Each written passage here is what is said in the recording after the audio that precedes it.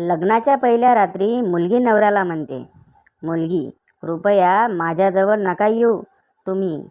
नवरा का, काय झाले? मुलगी, मी आईला वचन दिले आहे की लग्नानंतर हे सर्व सोडून देणार.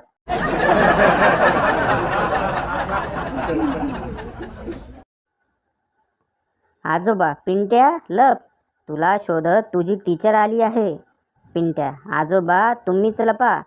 आजोबा, का रे बाबा? पिंट्या, अहो आजोबा, तुम्ही मेलात म्हणून 8 दिवस सुट्टी घेतली आहे मी.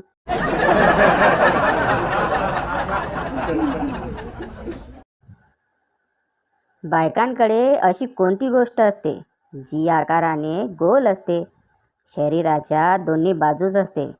बाई चालताना ती गोष्ट हलते आणि त्या गोष्टीचे नाव ब पासून सुरू होते. बांगड्या. कधीतरी चांगला विचार करत जा रे.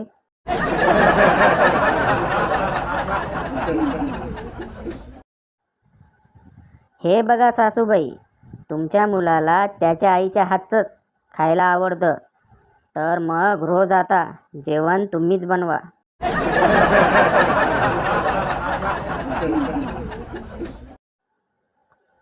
सासू, अगं सूनबाई उठा आता, सूर्य उगवला सुद्धा. सून, तुम्हाला तेवढंच दिसणार, सूर्य माझ्या आधी झोपायला जातो, ते पण बघत जा जरा.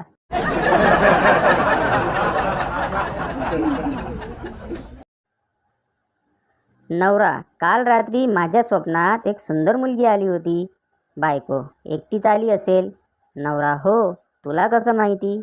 बायको, कारण तिचा नवरा माझ्या स्वप्नात आला होता.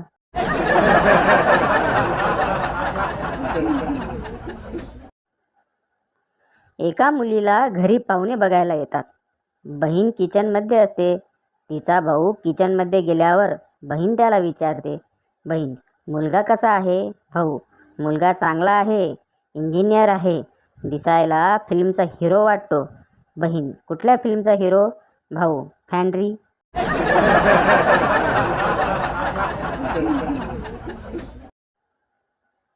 एक महिला डॉक्टरांना, यांना ठीक करा हो, हे रात्री झोपेत मोठ्या मोठ्याने माझे नाव घेत असतात.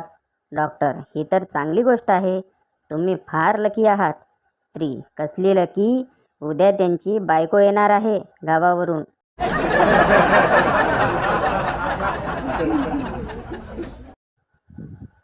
20-25 साधू हिमालयाला जात होते.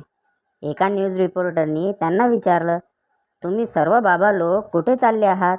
बाबा, समाधी घ्यायला. रिपोर्टर, का? बाबा, जेव्हापासून व्हॉट्सॲप आला आहे, मोठमोठे ज्ञानी पैदा होऊ लागले, आता संसाराला आमची काही गरज नाही.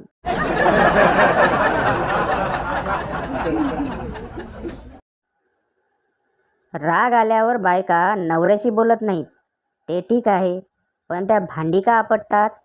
कारण भांड्यावर नवऱ्याचे नाव असते, तेवढंच नवऱ्याला उचलून आपटल्याचं समाधान.